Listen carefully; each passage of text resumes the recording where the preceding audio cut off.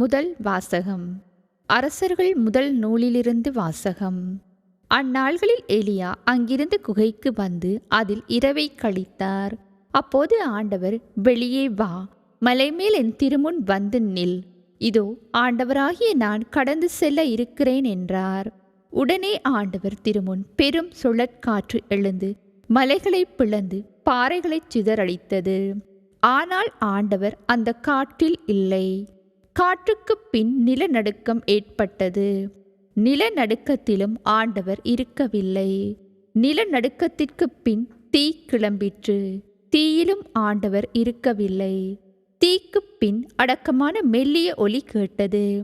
அதை எலியா கேட்டவுடன் போர்வையினால் தம் முகத்தை மூடிக்கொண்டு வெளியே வந்து குகையின் வாயிலில் நின்றார். அப்பொழுது எலியா, நீ இங்கே என்ன செய்கிறாய் என்று ஒரு குரல் கேட்டது. அதற்கு அவர், படைகளின் கடவுளாகிய ஆண்டவர் மீது நான் பேரார்வம் கொண்டவனாயிருந்து வருகிறேன். ஆனால் இஸ்ரேல் மக்கள் உமது உடன்படிக்கையை உதறிவிட்டனர். உம் பலிபீடங்களை தகர்த்து விட்டனர். உம் இறைவாக்கினரை வாளால் கொன்று விட்டனர். நான் ஒருவன் மட்டுமே எஞ்சியிருக்க என் உயிரையும் பறிக்க தேடுகின்றனர் என்றார். அப்போது ஆண்டவர் அவரிடம், நீ வந்த வழியே திரும்பி தமஸ்கு பாலைநிலம் நோக்கிச் செல். அவ்விடத்தை அடைந்தவுடன் அசாவேலை சிரியாவுக்கு மன்னனாக திருப்பொழிவு செய். நிம்சியின் மகன் ஏகுவை இஸ்ரேலுக்கு அரசனாக திருப்பொழிவு செய். ஆபேல் மெகோலாவை சார்ந்த சாபாட்டின் மகன் எலிசாவை உனக்கு பதிலாக இறைவாக்கினராக அருள் பொழிவு செய் என்றார். இது ஆண்டவர் வழங்கும் அருள்வாக்கு. புனித மத்தேயு எழுதிய நற்செய்தியிலிருந்து வாசகம். அதிகாரம் 5, இறைவசனங்கள் 27 தொடக்கம் 32 முடிய.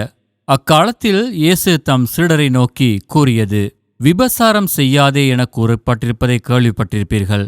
ஆனால் நான் உங்களுக்கு சொல்கிறேன், ஒரு பெண்ணை இச்சையுடன் நோக்கும் எவரும் தம் உள்ளத்தால் ஏற்கனவே அப்பெண்ணோடு விபசாரம் செய்தாயிற்று. உங்கள் வழக்கன் உங்களை பாவத்தில் விழ செய்தால் அதை பிடுங்கி எறிந்து விடுங்கள்.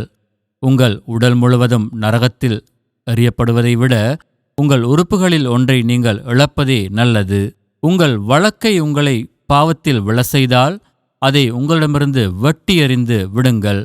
உங்கள் உடல் முழுவதும் நரகத்துக்கு செல்வதை விட உங்கள் உறுப்புகளில் ஒன்றை நீங்கள் இழப்பதே நல்லது. தன் மனைவியை விலக்கி விடுகிறவன் எவனும் மணவிலக்கு சான்றிதழை கொடுக்கட்டும் என கூறப்பட்டிருக்கிறது. ஆனால் நான் உங்களுக்கு சொல்கிறேன், எவரும் தம் மனைவியை பரத்தமைக்காக அன்றி வேறு எந்த காரணத்திற்காகவும் விலக்கிவிடக் கூடாது. அப்படி செய்வோர் எவரும் அவரை விபசாரத்தில் ஈடுபட செய்கின்றனர். விலக்கப்பட்டவரை மணப்போரும் விபசாரம் செய்கின்றனர். இது கிறிஸ்து வழங்கும் நற்செய்தி.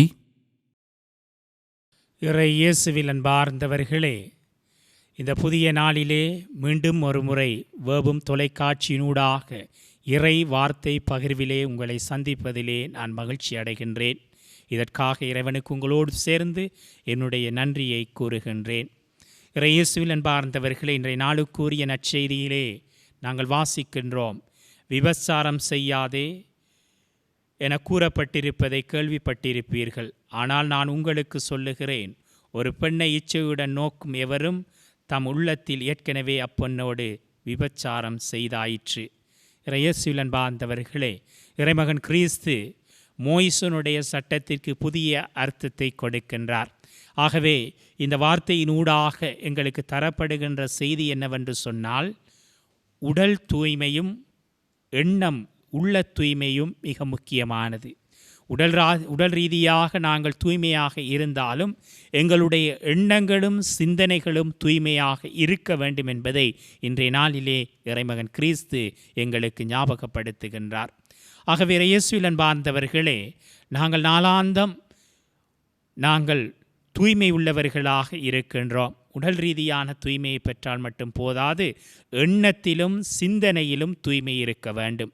ஆகவே உடல் தூய்மையை தாண்டி எண்ணம் சிந்தனை தூய்மை இல்லாவிட்டால் நாங்கள் உடல் ரீதியாகவும் நாங்கள் இறைவனை விட்டு விலகவும் பாவம் செய்யவும் தீய வாழ்க்கைக்குள்ளும் நுழைய முடியும் என்பதைத்தான் இறைமகன் கிறிஸ்து எங்களுக்கு காண்பிக்கின்றார். ஆகவே இன்றைய நாளிலே விசேட விதமாக நாங்கள் ஒவ்வொருவரும் எங்கள் உடலை நாங்கள் தூய்மையாக்குவது போல எங்களுடைய எண்ணத்தை, எங்களுடைய சிந்தனையை நாங்கள் தூய்மையாக வைத்துக்கொள்ள நாங்கள் முயற்சிப்போம்.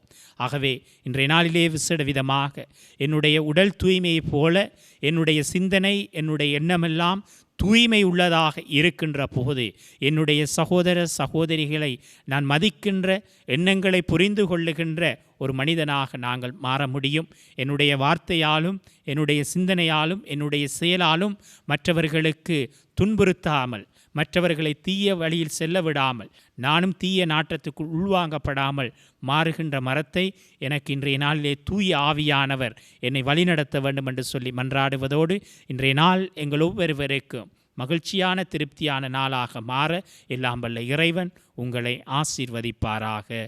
ஆமேன்.